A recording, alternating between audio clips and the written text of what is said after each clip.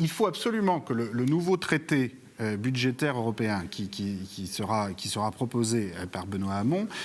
confie à cette assemblée de la zone euro le pouvoir de voter un impôt commun sur les bénéfices des sociétés. L'assiette de cet impôt, c'est-à-dire comment on calcule le bénéfice imposable pour éviter justement que les multinationales aillent tout planquer ailleurs, et aussi le taux de cet impôt sur les sociétés. Parce que pour l'instant, on a beaucoup parlé de tout ça, on s'est beaucoup ému que beaucoup de grandes multinationales payaient moins que nos PME en impôt sur les sociétés, ce qui est quand même absolument scandaleux, mais en vérité, on n'a rien fait. C'est-à-dire qu'on continue en Europe actuellement de discuter d'une possible base commune d'imposition, mais en laissant à chaque pays le droit de fixer un taux à 0% ou à 0,1% pour ensuite attirer tous les sièges vers lui. Donc ça, il faut sortir de cette logique et il faut transférer complètement à cette assemblée de la zone euro le pouvoir de voter l'assiette et le taux de l'impôt sur les sociétés. Et là, ça changera complètement les choses, parce que si vous mettez ensemble la France, l'Allemagne, l'Italie, l'Espagne, c'est déjà les 3/4 de la zone euro en termes de population, en termes de produit intérieur brut, et puis vous ajoutez les autres pays, vous avez un PIB, un produit intérieur brut de 10 000 milliards d'euros, qui est pratiquement l'équivalent du PIB des États-Unis. Et là, quand vous mettez des sanctions